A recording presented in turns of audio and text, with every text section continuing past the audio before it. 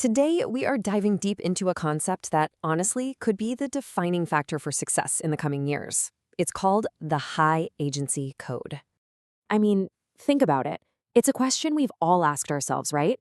You see certain people out there who just go for it. They succeed. They move forward. While so many others seem kind of stuck. What is that difference? What's the secret sauce?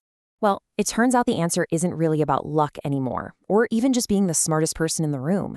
The absolute key trait for anyone who wants to win in this new economy is a mindset. It's called high agency. And today, we're going to unpack exactly what that is. All right, so first things first, let's really define what we're talking about here. What is this gap between the people who act and the people who wait? Here it is. This is the core of it. High agency isn't about pretending there are no obstacles in your way. Of course there are.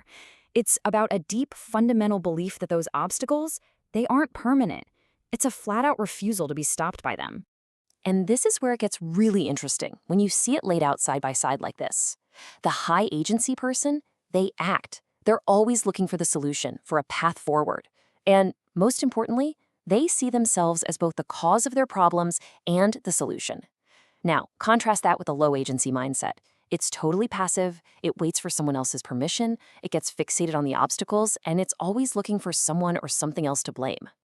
Okay, next up, action and ownership, because this is where the whole idea of high agency stops being a philosophy and starts being something you actually do. Man, I love this quote from Chris Williamson because it's so modern and just brutally honest. We've all done this, haven't we? We make these super elaborate plans, we talk a big game online, but that's not the work. That's just the performance of work. And yeah, this just lays it all out. B's right here are the most common ways we trick ourselves into feeling productive. Sophisticated procrastination. It feels good, but it produces absolutely nothing. The person with high agency, they know this is a trap, and they avoid it. And here's the real kicker. You know that feeling of being completely overwhelmed? That anxiety you get when you're looking at a huge project? Well, the only way out is through. Taking action, even one tiny, small step, shatters that cycle of overthinking and starts to build real momentum. Okay, this next one, this is a tough pill to swallow, but it is absolutely crucial. This idea, which is adapted from Jocko Willink's Extreme Ownership, is all about taking radical, complete responsibility. It's about looking at every single problem in your life and starting from the assumption that somehow you're the source. But, and this is a huge but, here's where it gets really empowering. See, if you're the cause, then that means you hold all the power. You're not just a victim of your circumstances. You are the one who can actually change things. That one mental shift takes you from being a passenger to being the driver of your own life. Okay, so you've started taking action, you're taking ownership, awesome. But what happens then? Well, that brings us to what is, without a doubt, the hardest part of any real journey, mastering the middle. Look, in today's world, this means we have to use the incredible tools we have. And the analogy here is just perfect. AI is the new electricity. The power grid is here. It's been built. The high agency people, they're the ones building the toasters and the vacuum cleaners. They're finding practical ways to use it. Yeah, they're not just watching YouTube videos about AI. They're out there, getting their hands dirty, integrating these tools to solve old problems in new ways. And they're focused on creating what's called sweaty, active income. They are in the trenches, doing the work, long before they ever dream of passive income. They know the people who solve problems are the ones who get paid, period.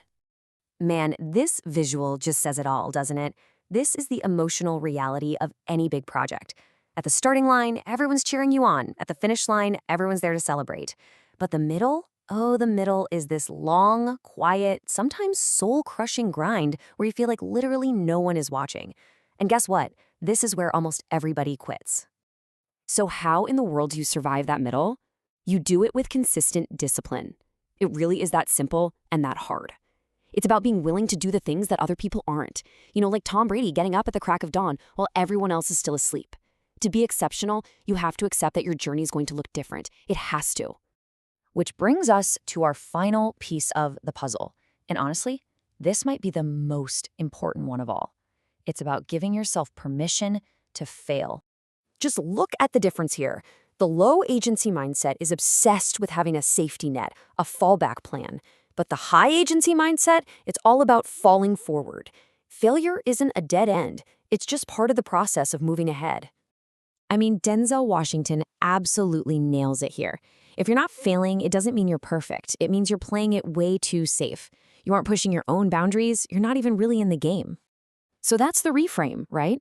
Every no you get, every setback, every time something doesn't work out, that is not a step backward. It's just data. It's what you learn from. It's one more path that you now know not to take, which brings you one crucial step closer to the one that actually works.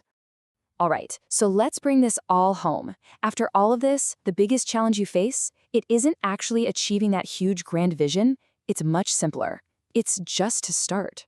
So here's a super simple plan, something you can do today. First, get a small win under your belt to build some momentum. Seriously, even just making your bed works. Second, look at your to-do list and find the single hardest thing on it, the one you've been avoiding. And third, stop planning, stop researching, and just do the thing. And I'm going to leave you with this one question to think about. Look at your life, your career, your goals. What is that one obstacle, that one wall that you've just accepted as permanent and unmovable? What happens if, starting right now, you decide it's not?